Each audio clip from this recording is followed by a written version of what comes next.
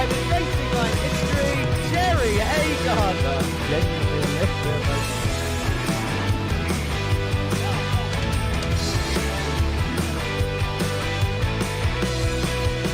This time because Colin Mills is flashing his headlights, he's done all he can.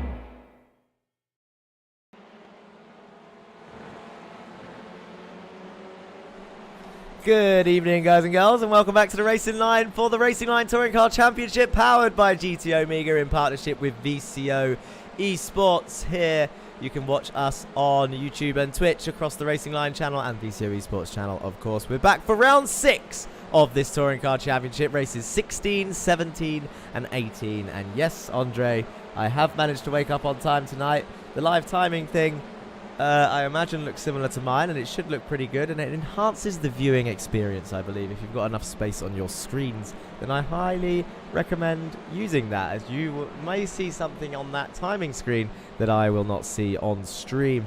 Kakula says, is the music coming on twice, or am I tripping? I don't know the answer to that question. And Jerry1984 says, is there a website? Yes, there is. At the bottom of the screen it says theracingline.org, where you can catch up on all the results of the RLTC Season 2 and Season 1 and all the previous 3 Jetta Cup seasons, with some lovely photography provided by VCO eSports.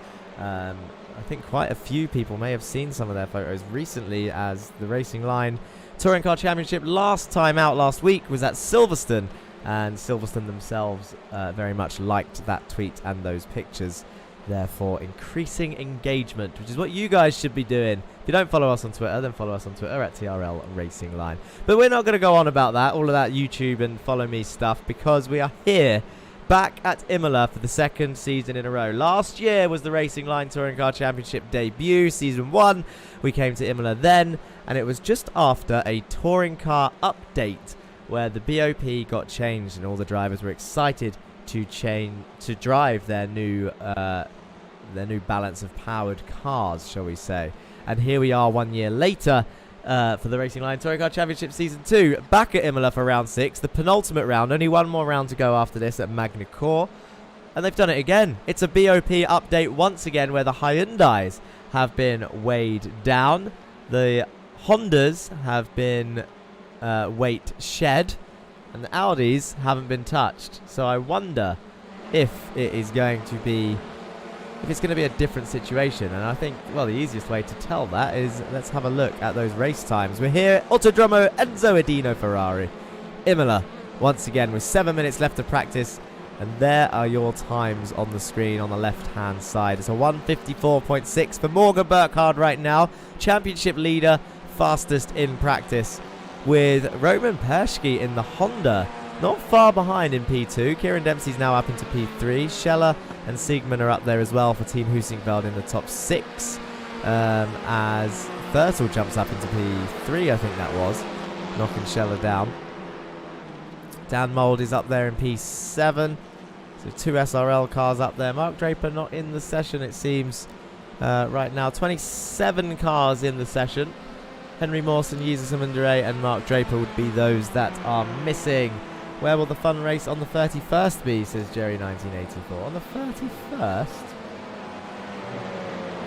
27th is the fun race. If we have a look at that poster, for those of you joining us, have a quick look at this, because it is open. Watch the action live on Monday the 27th of March at 8 PM, normal time is the stream. It is the RLTC grid, which is all the drivers you see now driving their touring cars in their lovely liveries around the beautiful Le Mans circuit. The historic layout, by the way, so no chicanes, for fun. And a final goodbye to the Volkswagen Jetta from the official races. I get emotional every time I think about it. But obviously the Volkswagen Jetta Cup will likely return for Season 4 at some point, normally in the late phase of the year, around September. But officially the Jetta is gone from iRacing in terms of SimLabs. It's been replaced by the Clio. So there are 30 spaces for those that want to drive that car, and I would like to see them filled up. The event is free, so there's no payment needed. Just join the Discord for further updates. The sign-up form will be available soon. There are no rules on that sign-up. It is just a fun race. There are no points on offer. And, of course, it will be streamed here on the Racing Line channel. Thank you, Jerry, for reminding me about about that. Anyway, 5 minutes left. Shall we have a rundown of what's happened in this championship? We'll start off with the teams championship. There's a little bingo card going around in the Discord. One of those... Oh, that's Fabian Siegman. Exploring the track limits there. Going down into Aqua Minerale. One of the bingo squares on the bingo card that's doing the rounds on Discord is Championship Drama at Silverstone. And I feel like we can tick that off, even though the street... Well, there was many things that were Championship Drama. One, I didn't turn up, apparently, on the Monday night because I was asleep. Fell asleep when I got home from work, didn't wake up till the next day. My Monday disappeared. I apologise for that. We did stream it on Thursday, though, so if you want to catch Silverstone, you can rewatch it.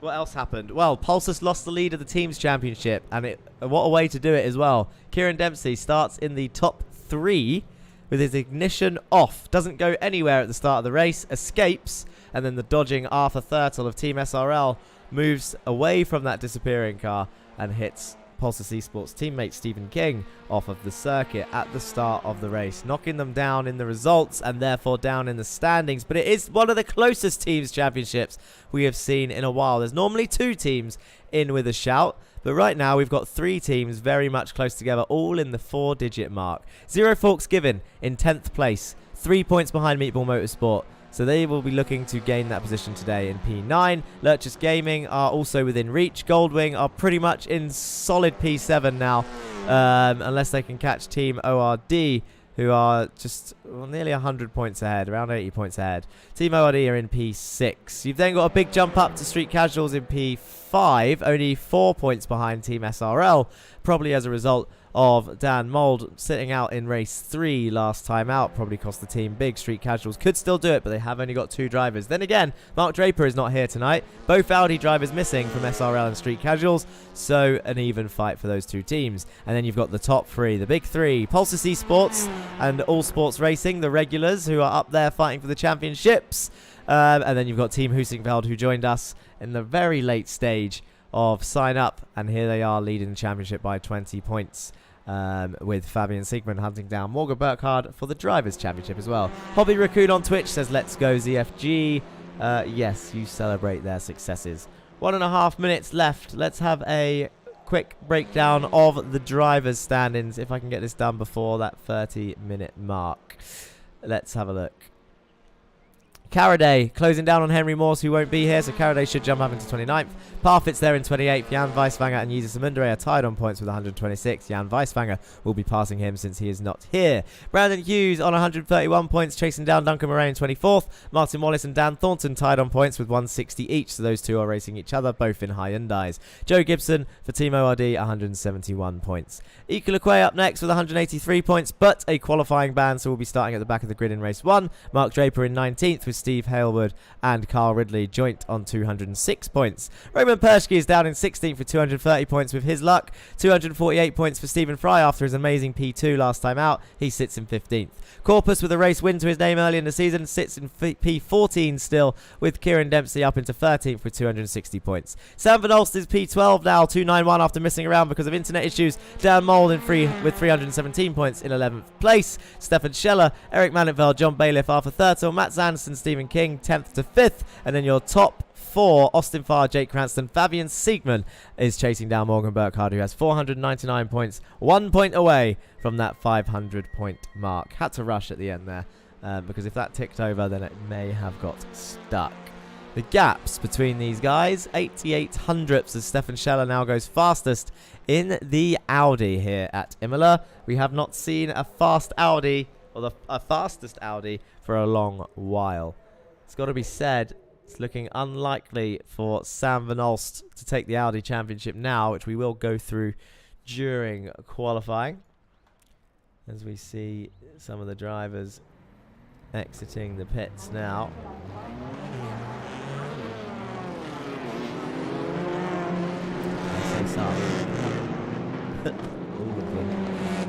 There's Eric in his Street Casuals orange machine. Don't forget to jump in chat, show your support to whichever team or driver that you are supporting, or just say hello to me. It is just me here, the Racing Line. Jack Johns, your commentator for this evening. have a look at this. This is your season so far. In terms of race wins, we said Siegmund was catching Morgan Burkhardt. He had 6 out of the last 9 race wins. Since Brazil, he's been on form, has Fabian Siegmund for Team Husingveld. But Morgan Burkhardt is currently just doing enough to stay in front. Jay Decker says, evening, Jack. Hand pink waving. I'm guessing that's an emoji that I can't see on my chat. But it doesn't matter. Hi, Jay. Thanks for joining on YouTube. Yeah, look at that. So round 1, we had Scheller, Cranston, Corpus taking race wins at Phillip Island. Burkhardt, Mould and Cranston took race wins at Okayama. Then it was Siegmund, Thurtle at Interlagos, followed by Siegmund, Mould, Siegmund in Canada, and then Siegmund, Burkhardt, Siegmund in Britain, or the UK, for Silverstone. And here we are at Imola, where we've seen our only racing line, Team 1, 2, 3, which was held by Pulsus, with Connor Mills in 3rd. I think, can't remember which way around the other 2 were. Was it John that won and Stephen King in 2nd? I feel like that's the correct order. Can't remember if Stephen King won any races. But it is what it is. Anyway, what was I saying? Championship order. We rushed that top 10, so let's just have a quick look at this and see if anyone's close together. Mats Anderson and Arthur Thurtle are in a tight Honda battle. And they're actually not that far from Stephen King, to be fair, in P5 after his nightmare at Silverstone. Austin Farr, though, is also fighting Jake Cranston for best Honda there in P3, with the top 2 both being in Hyundais. If we have a look at the Manufacturers' Championships, let's start with the Audi. Stefan Scheller now leagues ahead of Sam after missing a round, did Sam Van Olst. Kieran Dempsey, though, closing down on the 92 Goldwing kart, with Steve Halewood in 4th and Mark Draper in 5th out of the Audis. Ike Lequay, Gibson, Amundere, Parfitt and Morse round off your 10 Audis. Let's go to the Hyundais next. Your championship leaders are up there with a hefty lead over John Bailiff, the next Hyundai, with 370 points. Eric Mannenveld is actually only 7 points behind, so that P3 battle is not over. Dan Mould in P5, Corpus, Fry, Ridley, Thornton and Wallace round off your Hyundai top 10. And then you got Thornton and Wallace actually trying to fight for not being the last Hyundai there, so that will be an interesting one to keep an eye on. And then finally your Honda Championship, which I think is the closest in terms of groupings, I guess. You got Jake Cranston and Austin Farr up there, separated by 8 points. Stephen King is still within a shot, as is Mats and Arthur, I think. You've got the top 5 there, probably still within reach. Roman Pershke, unfortunately, looks out of it, with Murray, Hughes, Weisfang and Carraday rounding off those 10 cars. And that is how your championship sits. I don't know who the first car in this train is, because there's so many cars. I can see Stephen King's dot up there, but who's he got in front of him?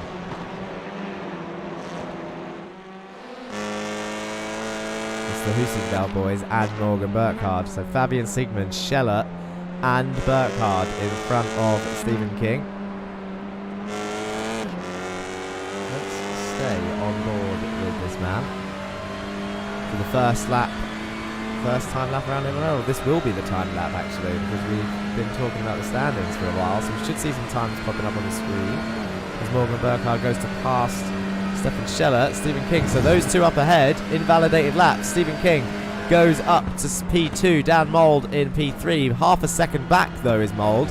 So King only 500ths off of Fabian Siegmund, who currently sits on pole with a 155.4. Bailiff puts it in P5, but look at the gaps. So those laps not too relevant.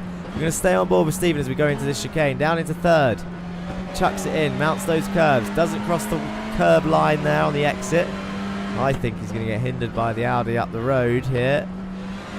Maybe not at this phase, but if he's quicker through the next few corners. Listen to that Honda engine climb up the hill. See Arthur Thurtle, I think that was, jumping up into P4 and the standings on the left. And now look, I love this section of the circuit. It drops away, goes downhill. You chuck it into this fast right, they downshift to 4th gear.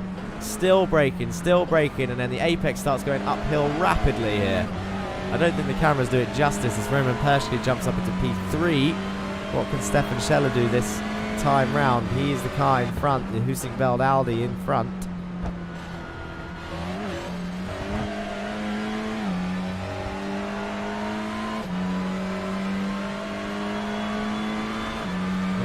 cars with times on the board so far. The 1Xs round here are a bit of a nightmare. There's going to be a lot of invalid lap times today.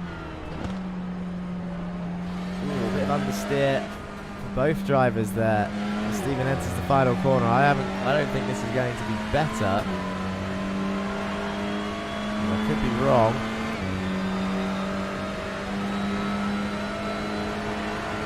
155.4 to beat, so 156.6 it's coming up with there, I think. Jake Cranston goes fastest in the Honda with a 155.3.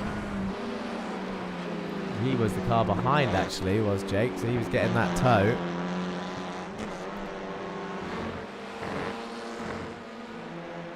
Sam Van Olst just crosses the line, jumps up into P10 in the Goldwing Audi. Only 3 minutes to go, so everyone should get at least one more lap in. 17 cars have now set times. But this man, Stefan Scheller, in the Husqvarna Audi, has not. So this needs to be the lap. He's still got King behind. Morgan Burkhardt up the road.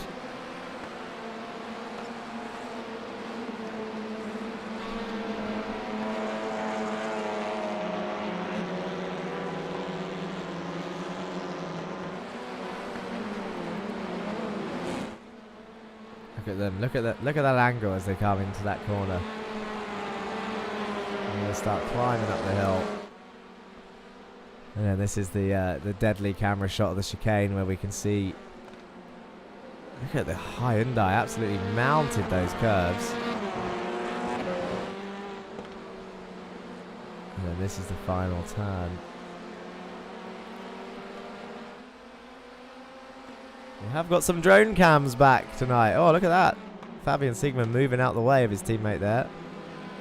In rapid fashion. I think Stefan's going to put a valid lap in this time. As he exits the final corner. Goes down that beautifully long main straight. Crosses the line. Is it valid? It is. It pops him up into P7. Just behind his teammate Fabian Siegmann. So two Husqvarna boys together. Stephen King still in front of both of those guys. Anderson and Cranston, Perschke, and now Burkhardt is on pole with a 54.9. Morgan Burkhardt. Has he been putting the work in this week after feeling a little bit of pressure? The American driver sits on pole with the Austrian driver of Roman Perschke in the Husqvarna Honda, currently in P2. Is this going to be Roman's big points haul for the team? Cranston sits in P3, so it's an all-sports sandwich, or a Perschke sandwich, with all-sports bread. Mats Borg Anderson's in the pit, so he's done. There's 1 minute 10 left of qualifying. Dan Mould sits in P8. Arthur Thurtle just slots up behind him, so Arthur Thurtle has just crossed the line. Kieran Dempsey. Steve Hellwood's had a good showing for Team ZFG here. He's up into P11, just 1 second back. When you think of how many corners around this circuit. And Eric Manningfeld just 9 thousandths behind him in the Street Casuals Hyundai. But Steve Hellwood in that Audi up into 11th place. That's a prime position for a reverse grid in race 3. Carl Ridley's in the pits. John Bailiff's still going. He's in P14. David Corpus is still going. Currently in P15. And the Goldwing boys of Sam and Duncan have dropped back into 17th and 18th, with a few cars still not setting times. Ika Lequay and Caraday are sitting out a quali ban. James Parfitt's in the pits. He hasn't set a time. Stephen Fry's just crossed the line and jumped up into P15, making it 23 out of the 24, 5, 6, 7 cars setting a time. So he's happy with that. Flashing his lights, crosses the line, gets his time in, and qualifying has finished. Didn't sleep through it today, says Vince Gussie on YouTube. I did not. I am here and I'm ready. A little bit croaky, but we will survive. 8 lap races here, if I'm not mistaken. Let's have a look at that grid. So, Morgan Burkhardt takes another pole position. Took it last time out, and here he is again. Roman Perschke, though, teammate rival Roman Perschke, is in P2. Jake Cranston and Mats Casper Anderson sit in the second row. Stephen King and Fabian Siegmann on the third row. Scheller and Mould on row 4, with Thurtle and Dempsey rounding off your top 10. Hailwood and Manitveld on row 6. Carl Ridley and John Bailiff row 7. Stephen Fry and David Corpus row 8. Martin Wallace and Duncan Murray on row 9. And Sam Van Olst and Dan Thornton rounding off your top 20. With Brandon Hughes, Joe Gibson, Jan Weisfanger, Austin Farr, Ike Lequay, James Parfitt and Alejandro Caraday rounding off your grid. Is the Audi fast again, says Chris Smith in YouTube chat. Where is the top Audi? Stefan Scheller in P7. Doesn't look like it's made too much of a difference, to be honest. But you guys tell me. What was the best camera? How did we start here last time?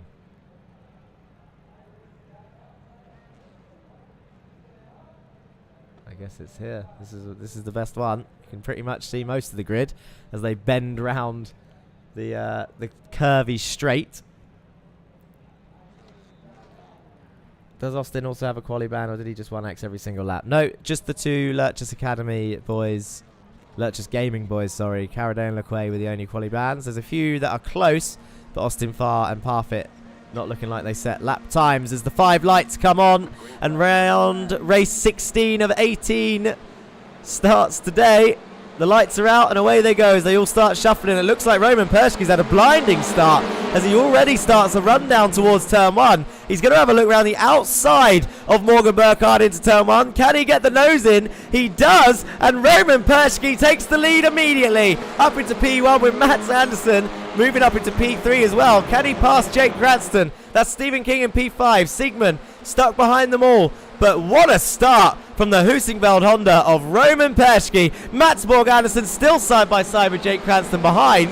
And Jake Cranston backs out of it, stays in P4 with Stephen King looking to take advantage and go around the outside of Tozer into the hairpin. He's got Siegman trying to get up the inside and take advantage of that. And up the hill they go. Dan Mould is in there as well. He's up 1 position. He's past Stefan Scheller in the Audi. Kieran Dempsey, though, is all over the back of him. But Eric Manitveld sticking his nose in to the fast left-hander as they go out to the top of the hill. It's a dangerous move to get it done there because he can't run him out wide, but he gets it done. Eric Manitveld moves up into P9. Dempsey goes down a place. He's got Bailiff behind. Austin Farr side by side with Dan Thornton at the back of the grid. But he's passed a few drivers already. Can he go around the outside of Aqua Minerale? Austin Farr, he's trying to pass Dan Thornton as quick as he can.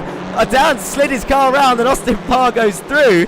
That's how you gain a position. Just wait for the other guy to make a mistake. Turn 1 is going to be a lot of fun, says Vince Cussy in chat. But Austin Farr up into P21 now. He's up 3 places. The biggest gainer is Sam Van Olst, though, I think has just made another move on Steve Hailwood into the chicane. And Duncan Murray now is going to come through as well as they exit that corner side by side. As they go down the hill now towards Ravazza, the 2 left-handers. Bit of rubbing. Duncan gets the position. It looks like Martin Wallace is going to come through now as well. And Corpus. Steve Hailwood struggling for speed right now. Some sort of pace. It looks like they're 4-5 wide on the straight.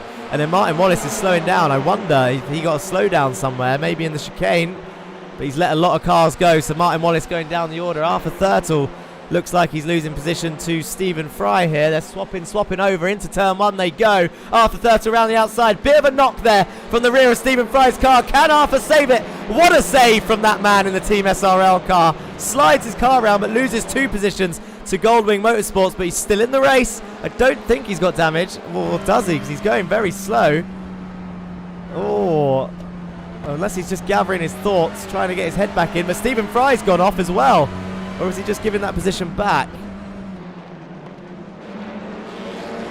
Confusing times. It may have been a position give back. Oh, he had a slowdown because he's given more positions back than just Arthur. So I think Stephen Fry had his own issues there. Your leader. This is the lead fight still. Roman Perschke still very much leading this race, in control as he goes into Aqua Minerale. Morgan Burkhardt is going to be chasing him down slowly but surely. He's 5 tenths back with Mats Borg Anderson in for a podium position as well. Jake Cranston is under pressure from Fabian Siegman, but he'll be doing all he can to keep him behind for his teammate. Stephen King has dropped a position to Fabian, which we saw make that move into the hairpin. Dan Mould and Stefan Scheller behind. Kieran Dempsey still leads the Pulsus duo back here, but Eric Manitveld will be hunting them down slowly but surely. This has been a... I've just realised, apart from like Martin Wallace losing 10 places due to a slowdown or whatever it was, No one's dead. No one is out of this race, and we're on lap 2. We're approaching lap 3 of this race. Have I just jinxed something? I don't know, but look at this. 3 Goldwing cars in a row. Carl Ridley, Sam Van Olst, Duncan Murray. If we go on to the back of Eric Manivell's car, we should see them all just under that Hyundai rear wing. Not quite. I guess not. Roman Persky, Burkhardt, Mats Borg Andersen. Look at these two side by side. Sigmund is trying. He is all over the back of Jake Cranston. Is he going to have a look up the inside of this next corner? He is. He's on the inside, but now he's on the outside of the next corner. Jake's going to give him room. He's got his car there, has Fabian, and now he's on the inside of the hairpin. What can Jake do? Round the outside of the hairpin. He's going to try and keep his nose there as the battle continues, but Fabian Sigmund goes through Jake Cranston. And now he's up into P4 and ready to hunt down that 2-second gap towards the top 3. He's got Anderson to pass yet, but at the moment Burkhardt is the lead car out of these two on track, which means the gap will be extended slightly if the race finishes as is. I did jinx it. Said everyone survived, and I can see Jan Weiswanger in the pits, but why? Oh, his car looks already damaged there. Bit of a knock with Caraday, slides it into turn 1. Oh, I thought he saved it. Hit the wall.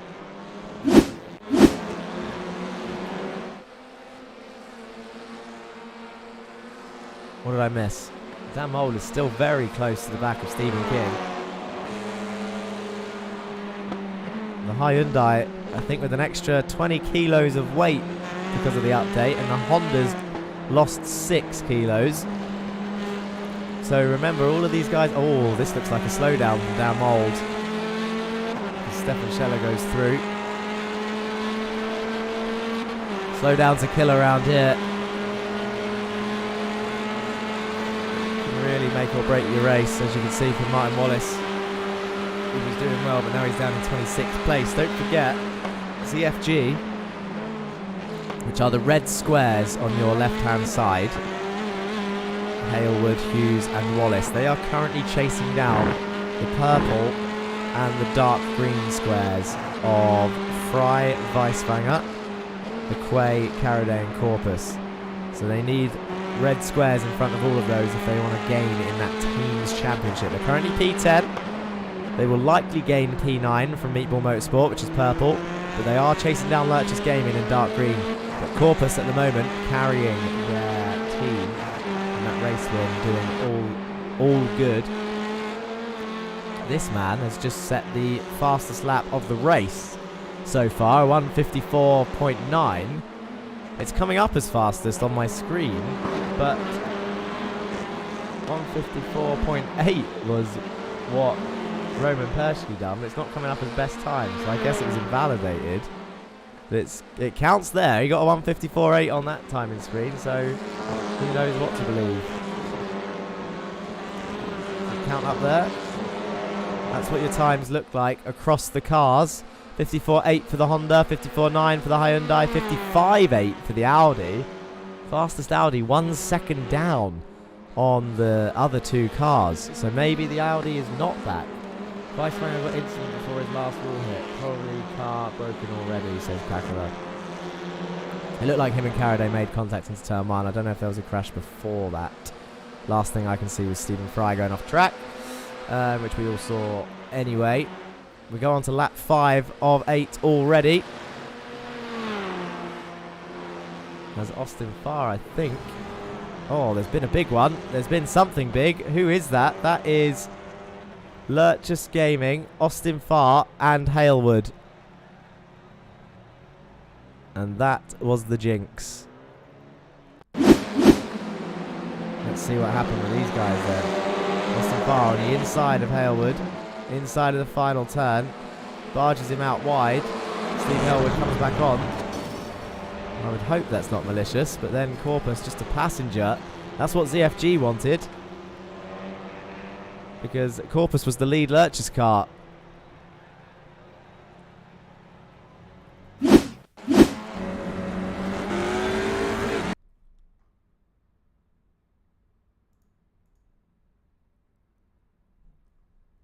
Oh, it's hard to call.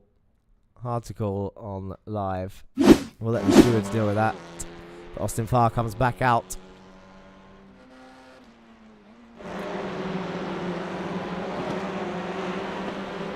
Dan Mould still sitting pretty in P8 for Team SRL.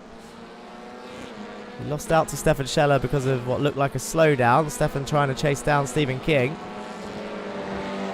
Most people still in a train on that lead lap. Closest fight right now is this man. This is Eric Mannenveld in Street Casuals, chasing down John Bailiff in P10. You've robbed Ed May of his commentator's curse power, says Jay Decker on YouTube chat. Suspicious steering wheel movement there, says Andre. Yeah, looked a bit naughty from the in-car view, says Biggie Morello on Twitch.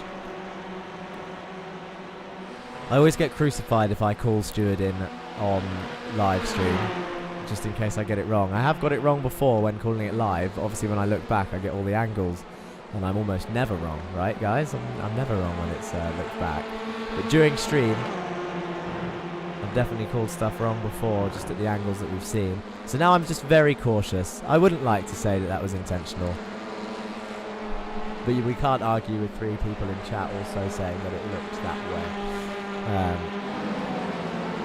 Or naughty, not intentional but naughty.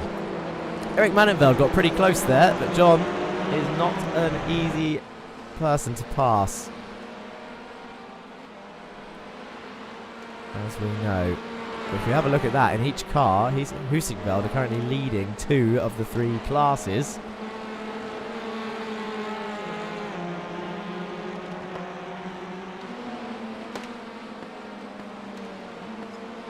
I'm trying to work out who. I'm pretty sure Husingveld will be pulling away in the team's championship if it finished as it stands. Got 1 in 1st, 1 in 4th. 1 in 7th, and then we've got 6th, 9th and 10th for Pulsus. James Parfitt's having a quiet race. He's currently chasing down... Oh, he's not. That's a lapped car, Jan Weiswager, but he's being chased down by Equiliquate.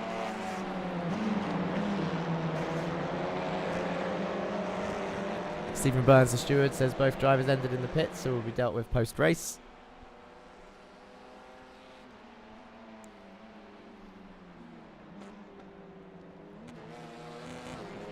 Oh, look at this, Equiliquate currently chasing down. It looked like his car was damaged then. He's up 2 places. Is that just my eyes, or does his front left look broken? Anyway, something's happened up here. There's smoke up ahead.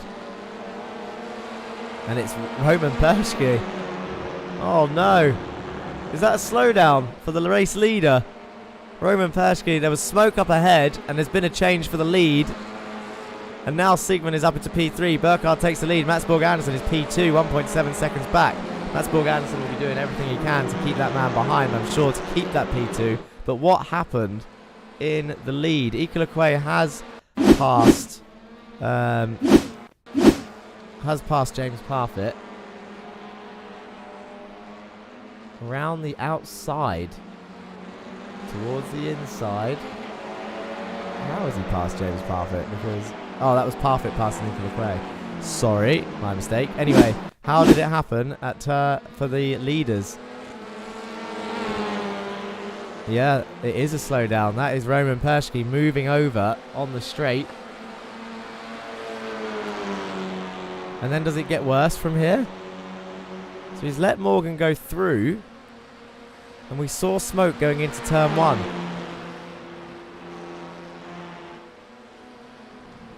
Oh, he's on the grass! Slid the car. Drifted, and that's why he was slow on the exit there.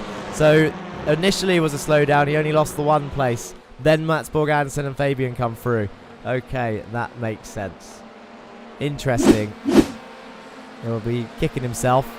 But here's your fight. It's Fabian Siegmund looking to the outside of Mats Borg Andersen, who had an epic battle with Connor Mills here last year. And here they go down towards turn 1. It's reminiscent of that fight, to be honest. Fabian will be new to this, but Mats Borg-Andersen has been in this situation before. Bounces over the curbs, holds on to P2 on the exit, and it looks like he's going to get the better run. But he's got 2 Husingveld cars piling on the pressure. Moves to the middle of the road to defend the next corner, just to stop Sigmund from having a look. Is the right thing to do if you want to defend your position. If he didn't, then even if Sigmund put a nose there, it puts you offline and potentially in danger of a send. But Mats Borg-Andersen holding on. This is the final lap right now. The final lap, guys and girls. Lap 8 of 8, and Morgan Burkhardt leads the way. Anderson is 2 seconds back at P2, but Sigmund all over the back of him. Is he going to take risks, or is he going to settle for P3 for now and try again in race 2? Kyle Ridley, Van Alst and Murray are still together on circuit in 12th, 13th and 14th. And all 3 Pulsars cars are together on circuit as well. It always happens this way.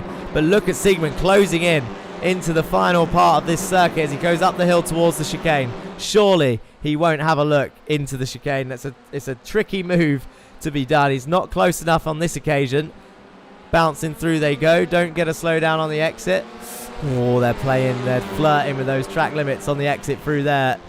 We go on to the nose cam of Fabian, the Team Husingveld machine. Down into the final corner. This is probably the last opportunity. He does close right up. He's not going to be able to do it into the final turn. Morgan Burkhardt, though, comes round the final turn and heads down the main straight. He's going to cross the line shortly. I think he's flashing his lights, and Morgan Burkhardt does cross the line in first place. Takes the win for Imola. Mats Borg-Andersen finishes P2 with Fabian Sigmund in P3. And well, there you have it. And we see a few more drivers. They're all coming in now for their in-lap. But all the other drivers crossing the line. And wow, what a race. Did I catch up on chat? I think I pretty much got all the chats. Andre said he forgot where to brake when behind someone. That happens so often. I do that all the time. It's when you're in front or you've got a clear view, you get into a rhythm of the circuit. And then as soon as you get right behind someone and all you can see is their bumper, you can't see out of your periphery, you lose your braking point. And then mistakes happen. I think it was just the grass that threw him, to be honest. Looks like Arthur Thurtle gained a place there at the end on Duncan Murray. That looks very close. Not sure I can get a replay of that. I missed the start of the second race. So they came out of the final corner side by side, and then it was a drag race to the line for the 2 Hondas. Duncan starts coming back. Oh, it was close between those 2. Interesting stuff. I think we're still waiting for someone to cross the line. It might have been Steve. Yeah, Steve just crossed the line. Okay. That's why we had time to do that. No problem.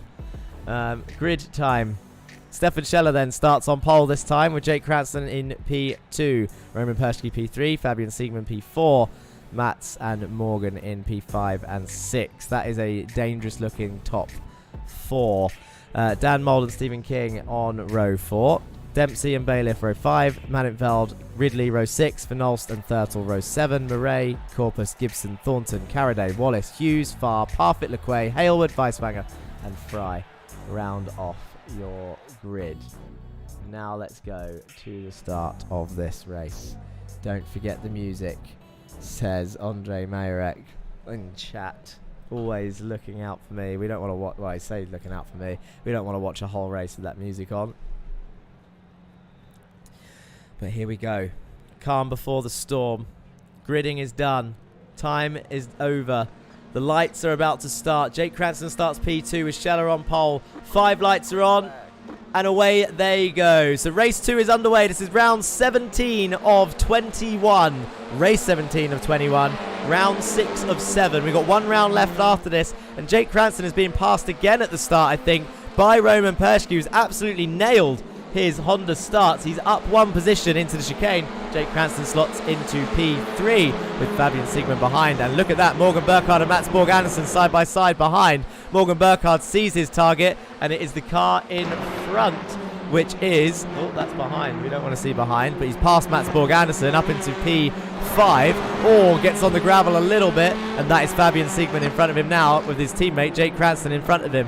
Now we're going to start seeing some team tactics, but it is 2v3 up here at this end of the grid. 3 Husqvarna cars and 2 All Sports cars in the not the right order for Morgan Burkhardt for this championship.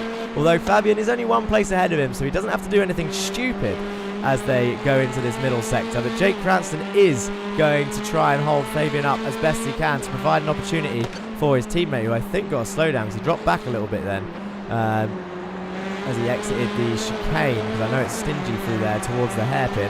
But let's go back to TV cam and see what everyone else is doing as Fabian is looking across. Everyone's still surviving, but Dan Thornton, I think, has slid again. He looks like he's got damage, actually, has Dan. He went off the track in the same point he did last time on lap 1. Was there contact to help him? Austin Farr down the inside. He's on the grass. I think he's going to hit the wall. Yeah, he does. So he wasn't helped. But the car doesn't look very healthy. Anyway, back to your lead fight. Mats Borg Andersen behind Morgan Burkhardt has got a massive run, it seems, out of the final turn. Morgan struggling for straight line speed right now, which was the Hyundai's forte, as it were, in the previous 5 rounds before the update. Morgan Burkhardt defends. Dan Mould wants in on the action. Mats Borg Andersen is going to try and go around the outside of turn 1, and I think he's going to get the move done as they try and go side by side. Mats Borg Andersen has disappeared, and he's reappeared, but Morgan Burkhardt as a result. So Mats Borg Andersen is blinking. That's not going to be helpful for any cars around. And Morgan Burkhardt drops to P8, whilst Fabian Siegmann now sits in P3. That could be big for the championship. Roman Persky went off as well, which is why he's dropped down the order. Done the same thing again, has he? Bounced over that curb, lost the rear end this time. On the grass, saves it, gets back on track. And this is where you see Mats Borg Andersen reappear, I think. Keeps disappearing. I hope that doesn't continue. That'll be very frustrating for the drivers around him. Fabian Siegmann, though, still behind Jake Cranston. Stefan Scheller is going to be given a chance to run away with this as Caraday slides it round whatever corner this is. The fast left, drifting, get it back on the circuit. Yes, he does. Steve Hellwood goes through and up into P21. Roman Persky is off again, or he's got a slowdown. That looks like a slowdown. His car doesn't look damaged, so he's got to let a load of cars through. He goes down to P13 as we see some swappers down here. Is this more slowdown? Sam Van Olst was going down the order. Whenever you see anyone offline on a straight being passed by a load of cars, it's normally a slowdown. That was the instruction. I thought they were going to go 3 wide then. Duncan Murray under pressure from Corpus and Austin Farr, who's up into P17. Austin Farr up 5 places, as is Ika Lequay. Duncan Murray on the inside of Corpus down towards the final turn. Looks like he's going to get that done.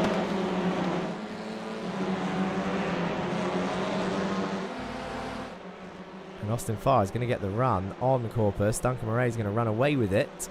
And Roman Persky comes into the pits. Why is Roman Persky in the pits? Ika Lequay is flashing his lights. Don't know if he just wants attention. So he has had to stop. So that would be a meatball or damage. That's the same thing. I don't know why I did that. Meatball or damage? One or the other. Siegmann is up into P2. And he has passed Jake Cranston. Was it a mistake or was he helped? Down the main straight they go. I imagine they're going to go through turn 1 side by side.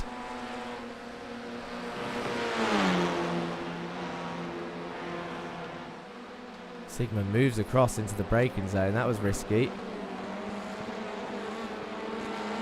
I reckon Jake's got to slow down. Yeah, he does. Moves over. Oh, it's gutting for him. Got to slow down on the inside of the turn 1 curve. Morgan Burkhardt is trying to get through all the Pulsar cars.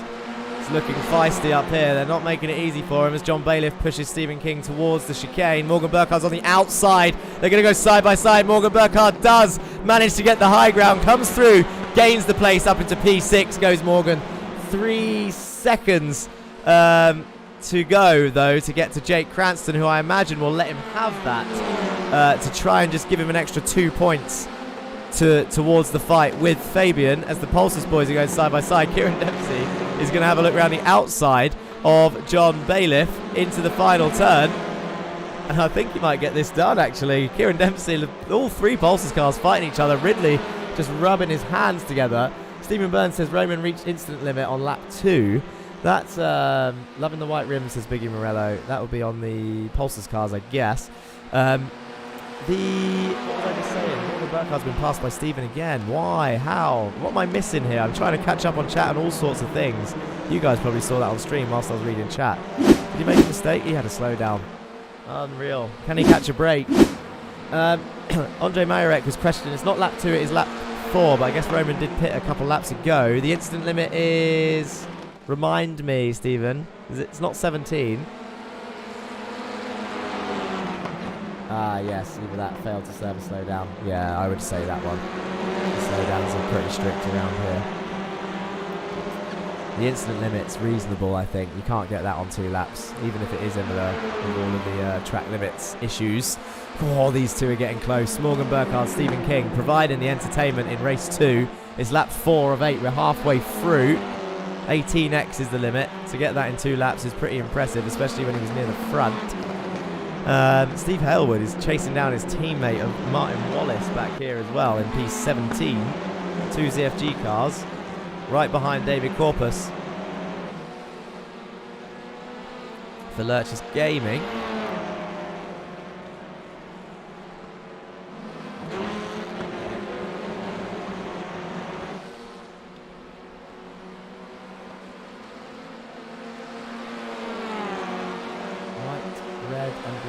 Chasing the Pulses. I'm having F3.5 Hockenheim flashbacks. Hang on, I'm going to have to think back to this. Red, white and blue car. Which team was the red, white and blue car? Was it Spontex? Was red, white and blue Spontex in that championship? I can't remember. I do remember Hockenheim though, because that was a great circuit. Enjoyed the race in there. Shame about the contact, but it was a double podium for John Bailiff and Jack Johns. That was me.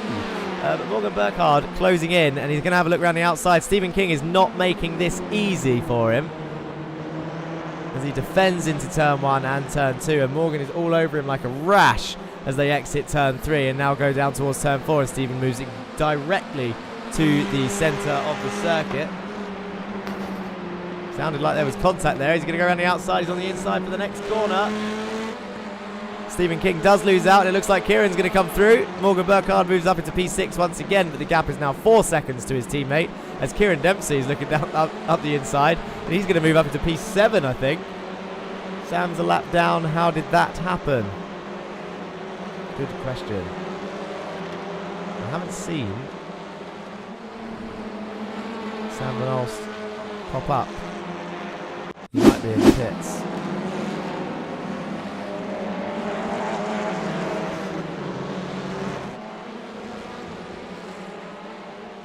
That's an interesting one.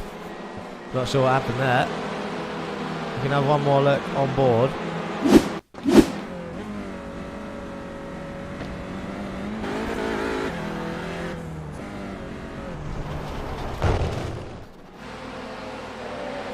Don't know. Didn't look like a hardware issue, so we'll see what happens. But look at this. Are these two going to fight for this? Stefan Scheller, I think, has 1 win to his name. I'll confirm that later. Fabian has 6. But it's a Husqvarna 1-2. Audi leads Hyundai, leads Honda, with Mats Borg Andersen for Team ORD on his way to a 2nd podium in 1 round. And look at that. Stefan makes it very easy. Lets Fabian through to take the win, whilst Morgan Burkhardt sits in P6 right now, trying to get away from the Pulsar's train behind. And look at this, side by side. It's the Street Casuals versus Goldwing. Austin Farr is making his way up. He's now up 8 positions. He's about to send it down the inside. Duncan Murray, no, backs out of it. Sits behind. This is the nose cam of Austin Farr, the Street Casuals machine. Lap 6 of 8. He's got plenty of time. 2 more places, and Austin Farr will be starting race 3 in pole position. That will be his aim right now. Austin Farr trying to get through. He's got 2 Goldwing cars to pass. One of them's out of the race. The other 2 are in front of him. Duncan gets all sorts of out of shape over the curve. Is he going to open up the inside? I would have taken that inside line personally, but Austin's playing it safe. He's playing it cool. He's been involved in too many incidents. He's got Joe Gibson for Team ORD in P11. That'll be a season best right now. So Joe Gibson will be putting up a fight for that place, I'm sure. Arthur Thurtle's in P10. Dan Mole is in P4. He's having a good round here at Imola as well. But what can Austin Farr do? He is where my main focus is right now. He's got the most to win.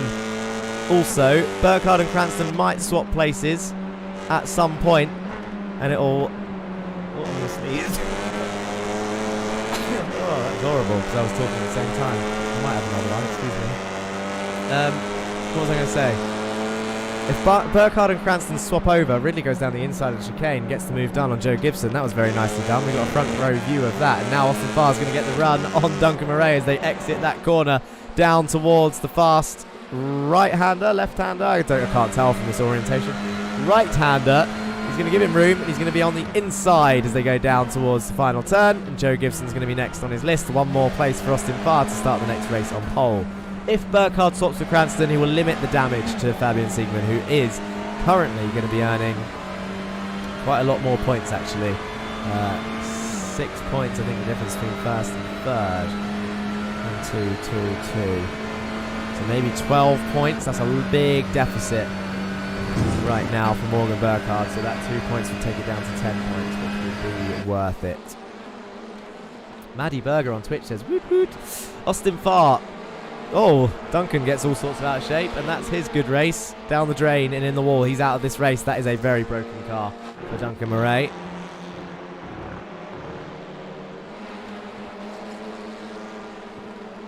And it turns out your closest fight on track is indeed this man. That will be a slowdown, though. I think you don't want to be doing that. He's only got 1 lap to go. Stephen Fry is up 7 places from the start of this race, so he started near the back. He's now in P20.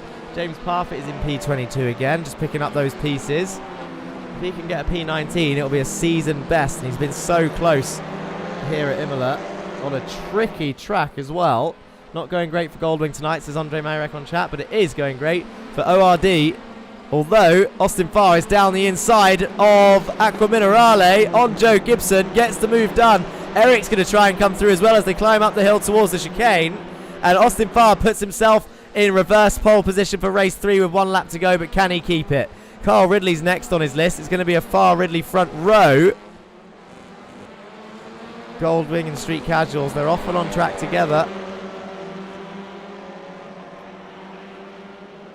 Eric Mannitveld, unfortunately, if he wants reverse pole, will have to take his teammate out of that position.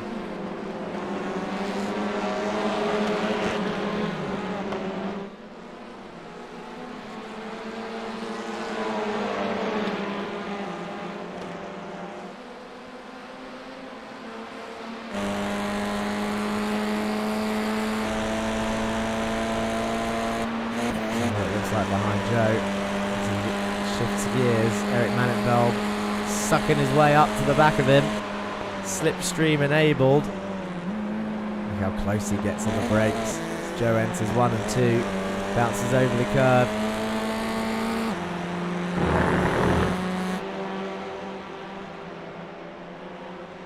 He is being absolutely hounded by Eric Mannitveld here, but we're on the final lap now. Sigmund leads.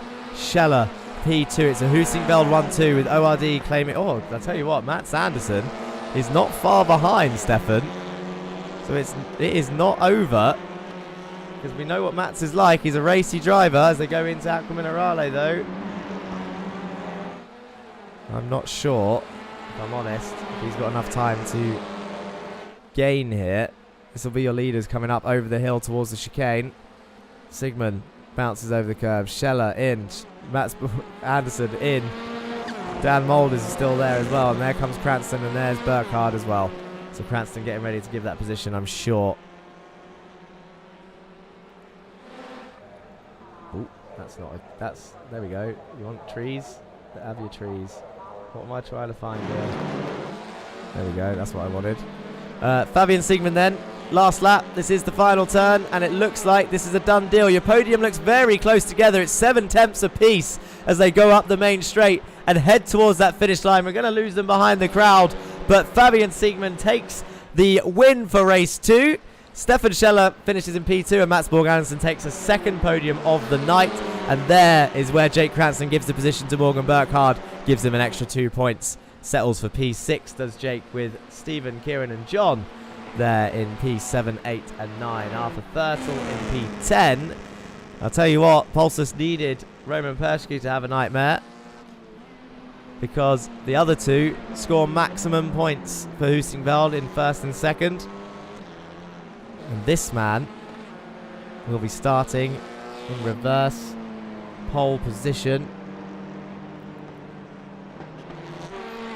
And yeah, what did happen? Andre Mayerek, very good at watching that timing screen. What has happened to Joe, who did lose a few places? I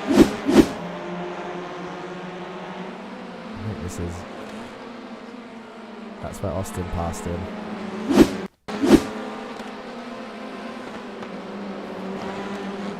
Oh, Eric Manenfeld. That's probably a penalty, to be honest. But I know I said I don't call it instantly.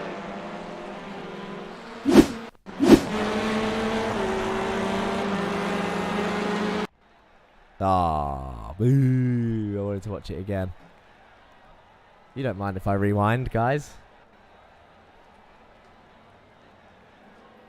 I'm going to find it.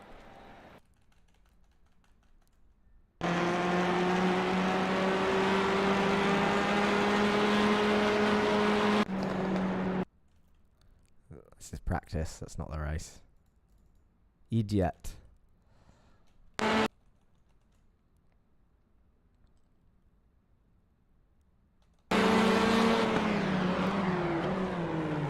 Eric sent it on the chicane. And Joe gets a run out.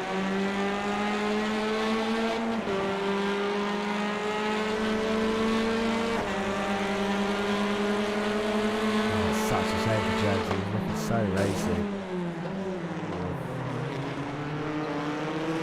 The question will be, did Joe move in the braking zone? That's what will be questioned by the Street Casuals team. Was he braking diagonally? And did Eric have enough of his car alongside? That's what the question will be. And then the next question will be, you'd have to have a look back at some of the other penalties we saw earlier in the season, where Morgan was pretty close to the back of people, and I think got penalties for similar things. As we have a look at the scenic cameras, let's have a look at this one and go over those race results. Wasn't very casual from Eric, says Andre Mayerek. So race 1 looks like this. It was Morgan Burkhardt wins, with Mats Borg Andersen in P2, Fabian Siegman in P3, Roman Perschke in P4. This is a lot of points for Hustingveld this round. Imola, they have been doing great. Look at that, 3rd, 4th and 6th. Jake Cranston there, ruining their 3rd, 4th, 5th in between with the all-sports car. Dan Mold got P7 with the 3 Pulsus cars rounding off the top 10. This is race 1. You had Eric Manenfeld and Carl Ridley there. Sam Van Olst was up there in P13. Arthur Thurtle and Duncan Murray. So Goldwing had a decent round. Corpus in P16. Gibson and Thornton there in 17th and 18th. That's not a bad points haul actually for ORD there. 17th and 18th as well for Thornton. Caraday 19th, Wallace and Hughes 20th, 21st, Farr, Parfit, LeQuay, Halewood, Weisfanger and Stephen Fry rounding off that grid. Can't remember what happened, Stephen. I think we saw him in the wall at some point. And then your race 2 results, we can do this in the other way around. So Sam Van Olst ended up in last after whatever happened to him. Duncan Murray was 26th. Roman 25th, Dan Thornton 24th, Hughes, Parfit in 22nd, Weisfanger and Fry up to 20th, Ike LeQuay 19th, Gibson 18th in the end, Caraday, Wallace, Halewood, Corpus, Manenveld and Farr, Ridley 11th, and then your top 10, Arthur Thurtle, Bailiff, Dempsey and King, Cranston and Burkhard, Mould in the top 4, so that's a 7th and a 4th for Dan, he'll be happy with that. And then Anderson, another podium, 2nd and 3rd, with Stefan Scheller taking 2nd in race 2, and Fabian Siegmann, your race winner, making it 7 wins in total. He is on fire. Not literally.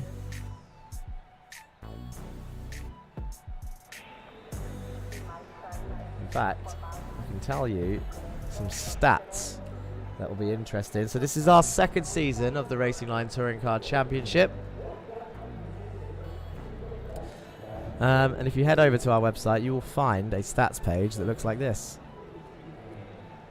It's very beautiful. This is the RLTC Championship stats page. You can see stats about all the drivers that have entered in the previous 2 seasons, how many races they've entered, what seasons they've been in, how many championships they've won, how many wins, podiums, poles, fastest laps, and their highest finishes. Of course, you have this for teams as well, and manufacturers. Now, I don't need to have this on your screen, because you can just look at this website. But I'll show you anyway. Because we've got one more race to go. Race 3 is the finale. Now, the Audi in race season 1, as we've mentioned previously, super strong car it was. And that is why it's still the top car of all 3 across both seasons.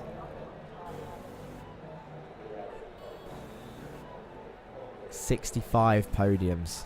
Crazy. It was a 12-round season. 3 races in each round. And the Hyundai has passed the Honda recently. The Hyundai was firmly in last place, but now with 15 wins, past the Honda, and it was chasing down the Audi. I would like to mention, just quickly, because this is going to tick over in 30 seconds, we're almost ready for race 3. Fabian Siegmann, 15 starts. This will be different now, obviously, because we've done this round. But 15 starts, 1 season, he entered this season, with 7 wins now to his name. He is the 4th most successful touring car driver in this series. If he gets 1 more win, he'll be equal with Connor Mills and Jake Cranston. Equal says not the best section of the website. Oh, wait, not the stats. You want me to click on gallery? This is Kakula's favourite page. Kakula talking on Twitch. That's because he takes most of these photos. I'm not going to say all, because we had a few people replace him in a couple of these earlier rounds. But there's some great pictures of the action. Look at this. I am aware it's grid time. Don't worry, guys. I can move this off your screens. I'll close that website. I might not have time to get through the grid, but we will find out shortly. Let's go for it. Quick time. Farr, Ridley front row. Thurtle, Bailiff, Dempsey, King, Cranston and Burkhard, Mould and Anderson, your top 10. Scheller, Siegmann, Manenveld, Corpus, Hailwood, Wallace, Carraday, Gibson, Lequay and Fry, your top 20. Weiswanger, Parfit, Hughes, Thornton, Perschke, Murray and Van Olst down there in the end. I was about to say what happened to Murray, but then I remember he was in the wall. So yeah, that is that. That's your grid. It is race time. No music. All ready. Final race of the day. Race 3 of 3. Race 18 out of 21. And 5 lights are on for the Racing Line Touring Car Championship, powered by GT Omega in partnership with VCO eSports. Lap 1 of 8 begins, and Austin Farr gets away well, but he's going to be under pressure from Carl Ridley as they head down towards turn 1 side by side. Sam Van Olst is showing up as he's had a crash for some reason, but he hasn't moved very far. But Ridley round the outside of turn 1. And then look at this. Farr's going to hold the inside of turn 2. And I think Farr is going to have the lead of this race as they head down towards turn 4. But Ridley's not giving up right now. Side by side, and Thurtle's trying to come through. He's pushing the Honda of Farr. And it looks like Thurtle might go up into P2. He's going to have to give room to Ridley on the inside. That's going to give Austin Farr the lead he wants. Thurtle. Oh my god, they're 3 wide behind. There's Cranston. Oh! That's a car off in the background. Which car? I think it was a Husingveld car. And is it Fabian Siegmann? I think it is. He's down the order. Drama here in race 18. Fabian Siegmann down in 25th place after whatever just happened in that shuffle round. But they're still very much fighting up here as Morgan Burkhardt moves up into P4. Ridley down into P5. King, Dempsey and Bailiff in 6th, 7th and 8th. It's a bad day for Husingveld fans as Sigmund now is trying to pass Duncan Murray on the inside of Aqua Minerale. They've had such a strong race 1 and 2 here, but this race is not over. He's got 8 laps. Let's see what that man can do. He's the fastest man out there, I think, today. I haven't seen the fastest laps, but let's be honest, he's been up there every time. How far can he get? And is he going to be flustered? But Austin Farr leads the race. He's got Arthur Thurtle chasing him down 9 tenths behind. Jake Cranston in P3, Morgan Burkhardt behind him. We need to have some sort of breakdown of whatever happened. But look at these guys as Steve Hailwood moves out the way. Martin Wallace is up into P13. Joe Gibson's back up into P12. We've got more people. I think, is this still Hailwood serving a slowdown? Roman Persky round is outside. Sam Van Olst rubbing with Stephen Fry on the exit of the final turn. Side by side, Manitveld's got to pick his favourite driver or be selfish and go 3 wide towards turn 1. I don't think he's got the run. Sam Van Olst leaning on Stephen Fry, the meatball car. Eric Manitveld is now going to look to the inside, has to back out, thinks better of it, does not make it 3 wide as Sam Van Olst has the inside line firmly into turn 1. He's in P16 already. He started near the back. He's up 11 places is Sam Van Olst. I want to see that start from him, to be honest. But there's been a swap over up here. I think that's Burkhardt passing Cranston. And Cranston will now act as a buffer between him and all the cars behind. The chasing Australian Carl Ridley, who I think might have a slowdown there. Or is he just going wide? Although Stephen King has passed him. Who was that? That's a Pulsar's car. That's John Bailiff. Oh, there's 3 wide there. Don't move across so violently, John, in that Hyundai. Stefan Scheller, Mats Borg Anderson coming through. John Bailiff loses a few places. He's lost the other Pulsar's boys. Sam Van Olst, I think, tumbling down the order. Cool. This is race 3 all over. There's action everywhere. I can't watch any replays. I can't even catch a breath as I still see people swapping places. It's John Bailiff and Mats Borg Anderson. John's on the grass. Slides round Aqua Minerale. He's going to go under pressure from Stefan Scheller, who I think he was just trying to pass. Joe Gibson's having a look as well as they head down towards the chicane. They're not going to go 3 wide in here, but Joe Gibson is on the inside. Bailiff's going to think, no thank you, I'm going to turn in anyway. Gives him room to the first apex. Holds on to that. Look how close it is. That's how close Joe Gibson is as they exit the chicane. But this is a great day for ORD as Anderson's now in P9. Joe Gibson's in P12. There's a lot of points heading the way of this blue team. And Austin Farr is down in 5th place after leading. Joe Gibson's gone off. Saved that slide. He saved it and he didn't take anyone out. I feel bad for... Oh, that is not what I wanted to see. I feel bad for Austin Farr because he was leading. What happened to Fry? Contact. Off the track he goes. Sam Van Olst goes through. Fry does save it. But what happened to Austin Farr? That's a slowdown on the exit of that chicane. Oh. That would have been a new race winner this season. And I think Stephen King just about gets him in the background there as well.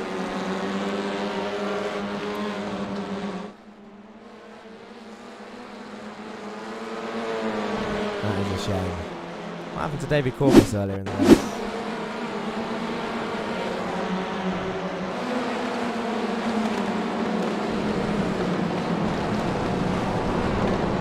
Whoa, we had a full spin. Look at that for a save. Let's slow that down because that showed what happened to Fabian, who's just passed James Parfitt. Does he get a nudge on the rear from Mats Borg Anderson, or does he get a spook? It was Dan Mould rejoining, but I'm not sure Dan could have done anything differently with how narrow this circuit is. That's a shame that it sent Fabian's car just from first glance. Jan's had an issue as well. When is Jan not having an issue is the question. There's a great gif of Jan Weiswanger in the Discord. Oh, it's Parfitt into the back of him. Do you know what? Jan Weiswanger, I apologise live on stream. I was assuming that you had made a mistake. I think that was contact that caused that. Not Jan's fault. Eric Manitveld and Roman Persky, Sam Van Olst Alejandro Carade and Stephen Fry are having a 5-way fight here for, what position is this even for? P15. Interesting stuff to have a 5-way fight for that, but look at this. Morgan Burkhardt smells his chance of some points in this championship fight.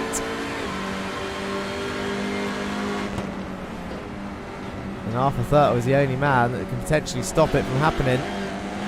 Austin Farr, though, is not letting this go. He is still back there. We're on lap 4 of 8, and this train is still very close together. Arthur Thurtle defends, goes left as they climb up the hill.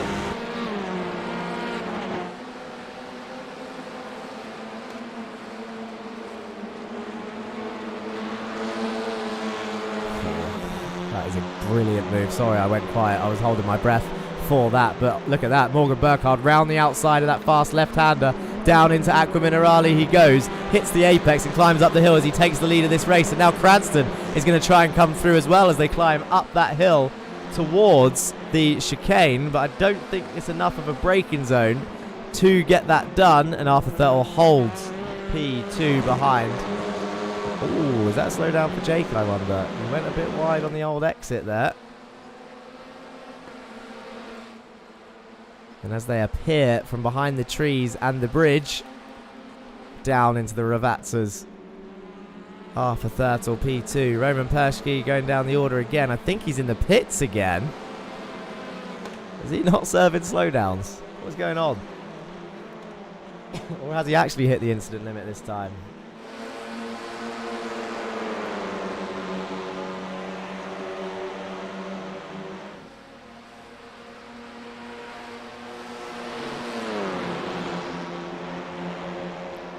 He's down there in 27th now. James Parfitt down in 26th.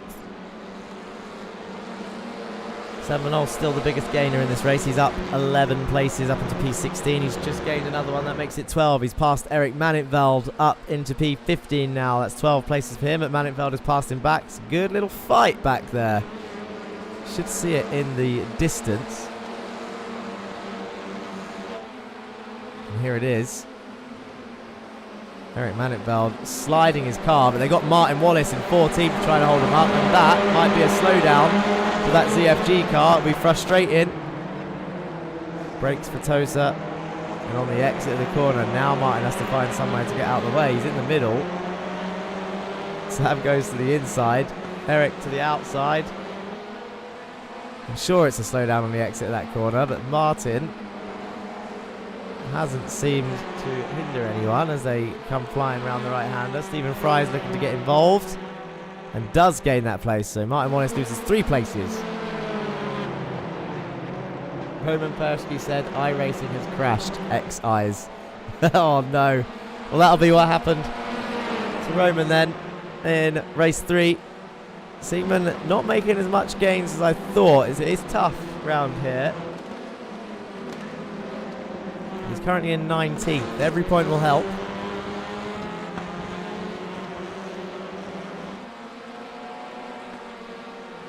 But you got a feel for this man.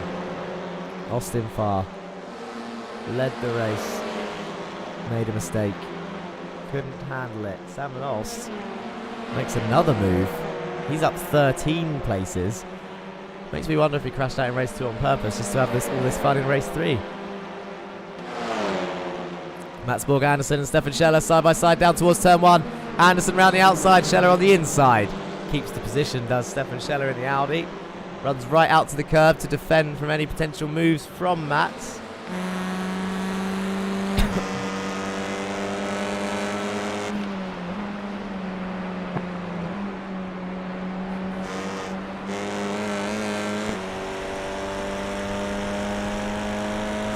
Chasing down Eric Manitveld now, who's still behind Joe Gibson in P12. And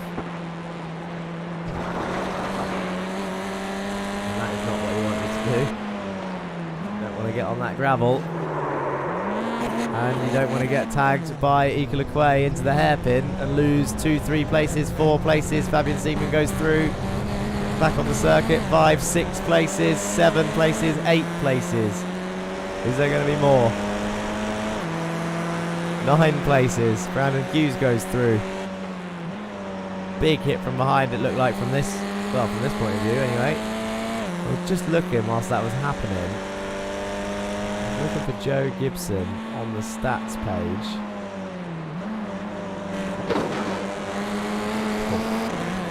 Getting close there. Joseph Gibson. His best result is a 4th.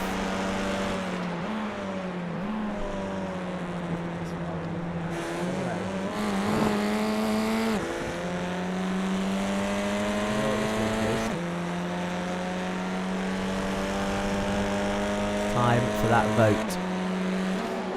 There is 2 laps left of race 3. That link will take you to vote for driver of the day. This man is currently on to win both races. Arthur Thurtle is currently on for a P2. He's got Jake Cranston behind. This man finished 2nd and 3rd for Team ORD in race 1 and 2. He's currently in P9. This man, Dan Mould, has been in the top 10 all round.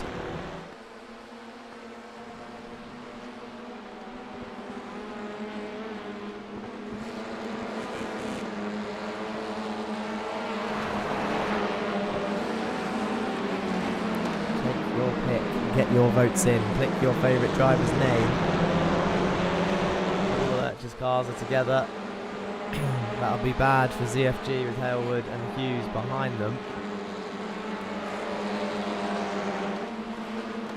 Cranston wants that P2. That's 3 points for All Sports Racing in the Teams Championship. Every point counts with how close those standings were looking. But Arthur Thurtle will not give up easily. Look how close this train still is. Super impressive stuff. Imola always throwing up things like this, as we see Fabian Siegman, I think, just past Martin Wallace. And look at Ika Lequay drifting around that Camillerale. I think Joe Gibson had a big old drift around that corner as well, but it didn't show up on my screen as an off track, so I can't find the replay, Cackler, I'm afraid.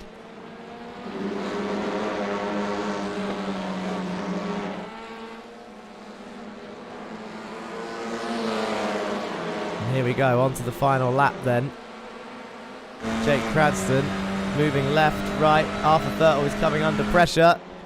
Very much side by side. That is a massive run for Cranston there. Thurtle starts coming back at him. It's a Honda drag race down towards turn 1. Team SRL versus All Sports Racing. Arthur, later on the brakes, hits the apex. Jake Cranston has the high ground into turn 2. Bit of contact. Thurtle goes onto the grass. Austin Farr slides his way through into P3. And he's got a run on Jake Cranston for P2. Who would have seen that coming? Austin Farr is back in this race, but look how late Jake broke into turn 4. Stephen King and Dempsey are up into P4 and 5. Arthur Thurtle is offline and just losing position after position. And now Dan Mould's going to try and get through as well into Tozer. Stefan Scheller, Mats Anderson are getting involved. It's all happening in this final lap. Lap 8 of 8. Mats Borg-Anderson is having to tuck in. Austin Farr, I think, might be out of options here. It all depends on how he takes this next section. Can he get it done into Aqua Minerale? I doubt it with this gap. It would have to be a hell of a lunge into this right-hander. His best bet is the second to last corner of Ravazza. But he has to get the almightiest of exits out of the chicane without getting a slowdown. And vice versa for Jake Cranston, who's using more of the road. I think Austin's settled for third here. It doesn't look like he's pushing. Both of them staying very much within the track limits. Steve Halewood's gone into the pits somehow. Go behind the trees, and we should see them emerge down into Tozer. And look at Mats Borg-Anderson there, down the inside on Stefan Scheller. That was the type of move you expect on the last lap. But Morgan Burkhardt is all the way up the road, and he's about to cross the line for race 3 victory. Flashes his lights. Morgan Burkhardt takes the win for race 3 with Jake Cranston coming home in P2, and Austin Farr does get the podium in P3. He loses out one position in the end. He started in P2. Stephen King and Kieran Dempsey in 4th and 5th. What happened to Steve Halewood? Oh, Duncan Murray.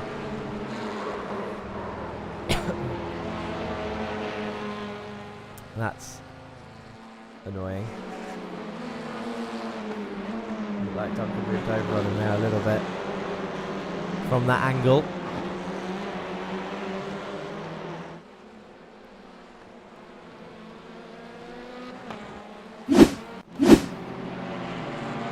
Go back live and we should see the final order.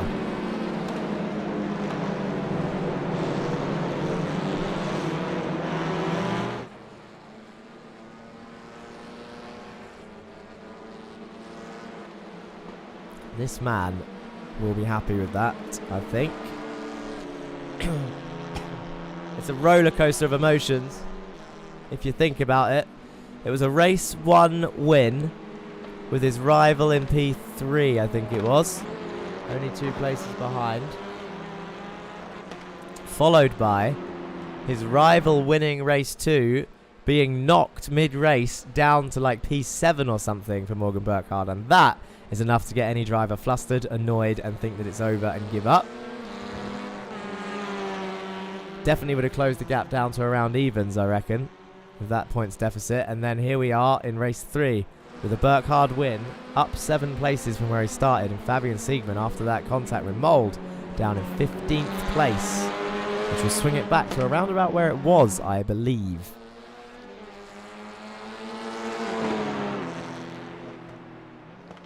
And they both come into the pits, Arthur Thurtle and Morgan Burkhardt. Those final results then look a little like this.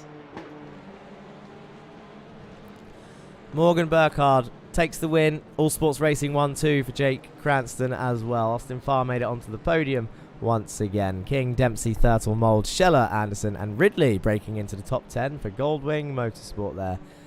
And then in P11 we have John Bailiff, Eric Maniveld P12, Stephen Fry up into P13. He's had a good, well, he looked like he was having a mare for the first part of this, but Silverstone last time out was good to Stephen. And it looks like race 3 at Imola was good to Stephen. Joe Gibson P14, should be happy with that. Fabian Siegmann in P15, but Joe might be disappointed with the earlier race where I think he was higher, maybe 1 place higher than that. Martin Wallace in 16th, Equilique 17th, Caraday in 18th, Corpus in 19th. The Lurchis Gaming boys all together on the circuit. Murray 20th, Sam Van Ols 21st, Dan Thornton 22nd, Weiswanger 23rd, James Parfitt 24th. 25th for Hughes, Halewood 26th, and Roman Persky with his iRacing crash down in 27th place. That'll blow the team's championship wide open. So, calendar looks like this. Magny-Cours next, or as Andre Mayerek would say, Manicore or Manicore. Can't remember how he said to say it. I'm going to stick with Magny-Cours because I'm English, and English people are ignorant of other languages. And that is not a... I'm allowed to say that. I'm allowed to say that. You can't call me out for that. Don't cancel me. It's true. Alright? I wish I spoke another language. Anyway, we're getting sidetracked here. Next week, Magny-Cours, 20th of March. It's going to be a belter. It's the finale. Who is going to come out on top? Morgan Burkhardt or Fabian Siegmann? Which team is going to come out on top? Team Husingfeld, All Sports Racing, Pulsus eSports. What is going to happen with all the midfield? I can't go through all the altercations there because there are so many things going on in this championship. It's so hard to keep track of, but only 1 round to go. And then it's the big special race, the 2.4 hour of Le Mans on the 27th of March, the week after, which is open to anyone to sign up. You need to join the Discord using that QR code. And keep an eye out for a sign-up form for the 30 Jetta spaces. It is free. The Jetta is a great car to race. 2.4 hours is an odd amount of time, so to make it look good, 2.2 hours and 40 minutes is what the race length will be. It is solo. It is not teams. Peter Ridley on YouTube says, great racing, everyone. Great commentary also. Thank you.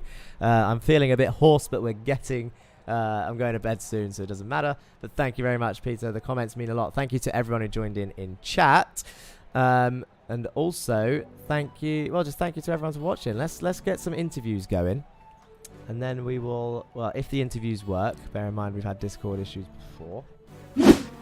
And then after the interviews, We can all log out, go to bed, and I will see you next week. Interview waiting room. Let's talk to Mats Anderson for Team ORD. It was a double podium and a P9 in race 3. Please tell me you're happy with that, and tell me about the new car and how it handles.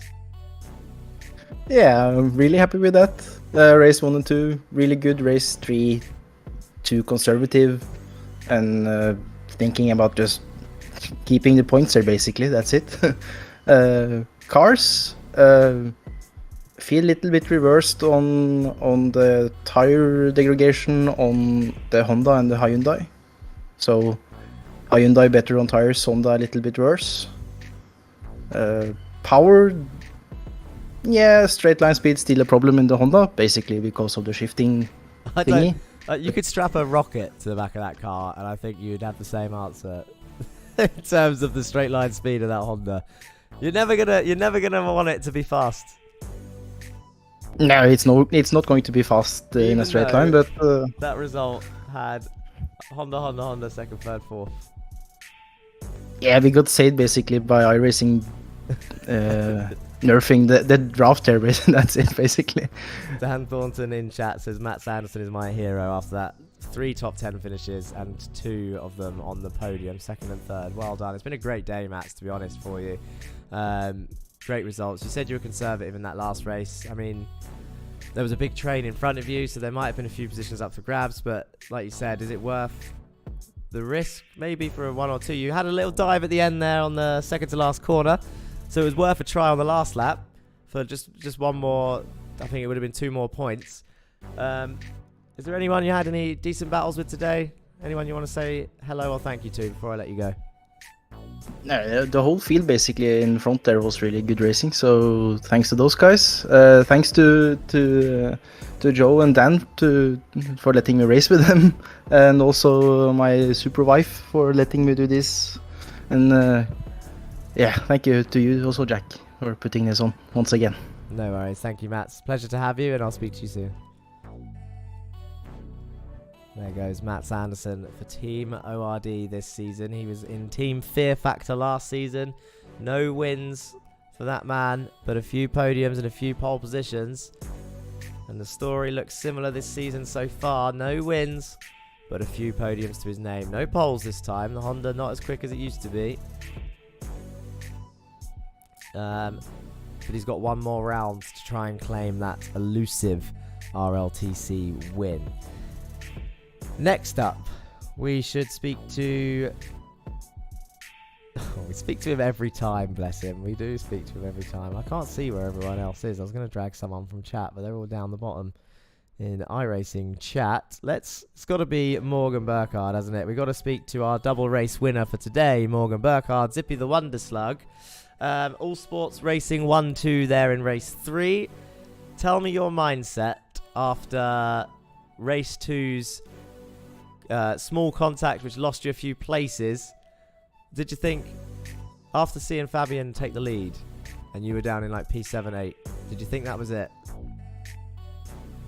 No, I knew that I could race my way back up a little bit. I didn't think I could get, like up to the podium, but I think I could get, 5th or 6th, and it was just kind of try and get there without taking all too many risks. And then after I managed to get through race 2 in race 3, I was just like, let me stay away from everybody. I don't want iRacing netcode to do stupid things again.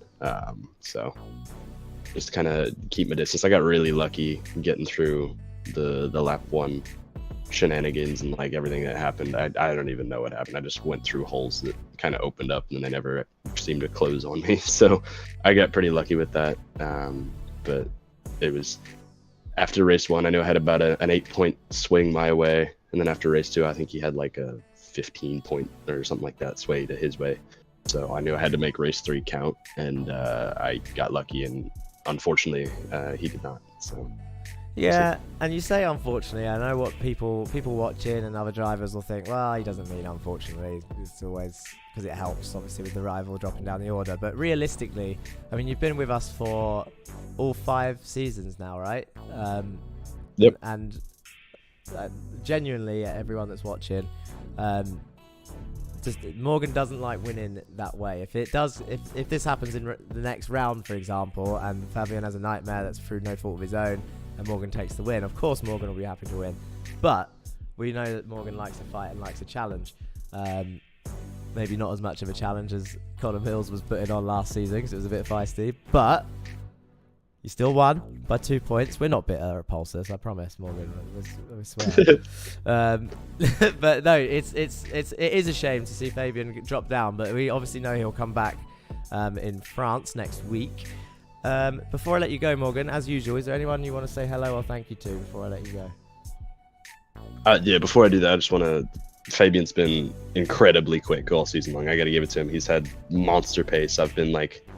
He's been a yardstick that I've tried to chase, and I don't think I've really gotten there all season. I've just been, a step or two behind. So, he's done a wonderful job this season. Big congratulations. Just on that point as well, do you think, because I think I spoke to him once in one of the interviews and asked him the same thing, and you'll remember this back from the first Jetta Cup season, that beginning season, that debut season in these fields with these drivers, after, he's walked into a field of, there's at least 20 of these guys that have raced before. They've all picked up each other's tips and tricks in terms of whether they're good or bad habits of squeezing and fighting every tooth and nail for every position. Coming into a championship like that on your first time, he would have had to adjust after the first 2 rounds for sure, because the first 2 rounds didn't go as well. But having that experience under your belt, Morgan, here after 5 seasons, do you think that's helped you be able to sort of carve your way through this field? And something that, let's be honest, Fabian's picked up quickly. But has it given you that edge so far in this season, do you think? Yeah, I definitely think that's one of the really, really big reasons that I'm leading the championship at this stage. It's because I have prior experiences with the drivers, and I know what to expect when I hop into the races. So it's because it's different than just hopping into official, because you'll get maybe if you do a higher SOF race, you'll get the top 3 or 4 who are willing to fight it out. In this field, you get the top 25 of 30 are willing to duke it out tooth and nail until the end of the race. So it's a different kind of mindset, and I think that experience has definitely helped me to be leading right now. No worries. And then thanks and goodbyes, grandparents, parents, team. Well, actually, I think you've heard it enough. You want to do it? I would like to thank Morgan's grandparents and parents for bringing him into this world, letting him do the sim racing stuff and getting the rig and all that sort of stuff. Well done to them. All Sports Racing and any sponsorships associated, for example, Major's Garage. That one. Say it again. What garage? Major's Garage. Major's Garage. And of course his teammates Jake Cranston and James Parfitt, who as of last round put you into P2 in the team's championships, but we'll see what's happened after this round. Thank you very much, Morgan. We'll speak to you soon. Well done on both wins today. Thank you very much. One more. Let's do one more. And I can only see one other person in the interview waiting room. That doesn't mean we don't want to speak to him. We should speak to him because he's finished top 10 in all 3 races, I believe, if I am not mistaken. I'm sure he'll confirm that. I'm pretty sure he did because he looked like he was having a good day. It's Dan Mould for Team SRL. How are you feeling, Dan? Relieved, Jack. Relieved. I finished 3 races. Relieved. You survived 3 in a row. All at one track. And a tricky track, to say the least, as well. But a fun circuit, of course. Yeah, it's definitely one of my favourites now. I only drove around here for the first time in a TCR in the SRL League a couple of weeks ago, but one of my favourite tracks now to drive around. Tell us, I'm pretty sure we managed to see some angles and call it on stream. But you would have had so the first 2 races looked pretty spotless, to be honest. And then I think, I'm not saying it was your fault, because there were so many cars around this area, but race 3, there was a big old cluster of people on lap 1. And it was where Fabian went off.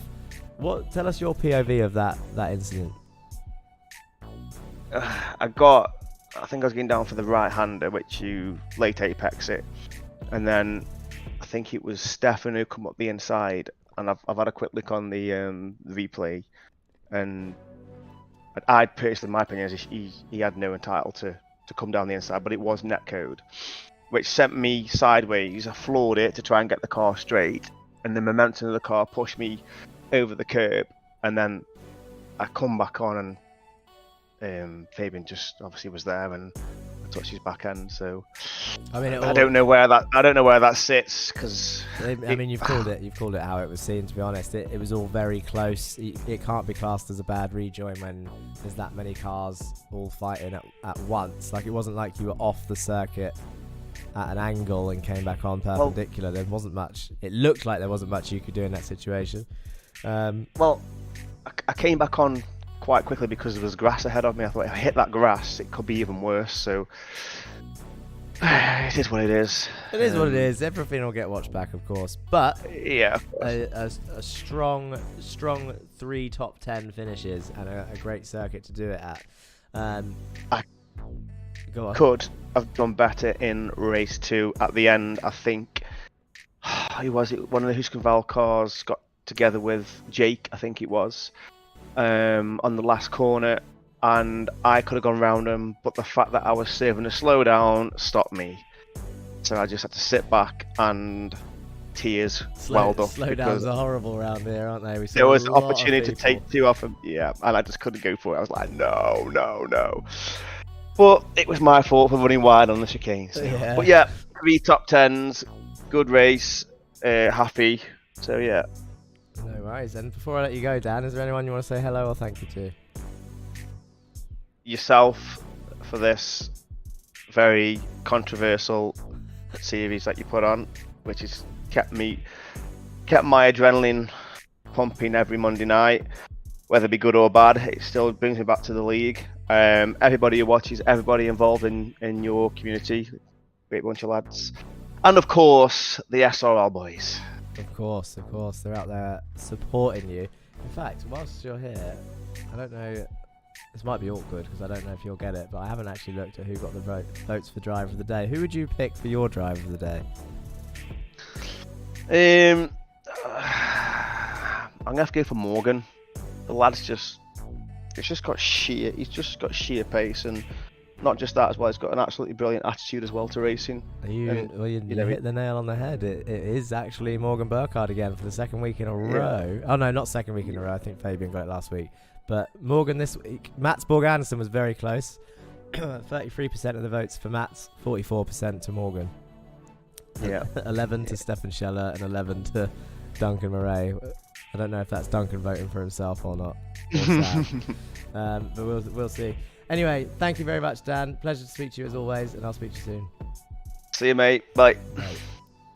Dan Mould there. Great to speak to him for Team SRL TV. Go and check out their leagues. They've just started a GR86 league. I'm racing in it, guys. That'll bring some viewers, no? You're going to follow me? Come follow me. I'm currently leading the championship by 2 points after 1 round, but I don't know if I'll stay there. I didn't think I would have done as well as I did, to be honest, in that first round, but it's definitely worth a watch. Arthur Thurtle will be back next round, I believe, on their league. So that'll be interesting. And yeah, don't forget to join the Discord if you haven't already for the 27th of March. 2 hour and 40-minute race around Le Mans in the Jetta and these TCRs. Multi-class race. Broadcast. I'll probably be racing in that as well and find someone to commentate. Thank you very much for watching, everyone. Thank you for joining us as always here on VCO eSports, YouTube and Twitch, and the Racing Line, YouTube and Twitch. I am the Racing Line. I'm your commentator, Jack Johns. As usual, that's pretty much it from me. Hit that like button. Don't forget to leave some comments. Hit the subscribe button if you haven't already. And if I don't see you on track this week, then I'll see you next week for the next video here on the Racing Line. Peace.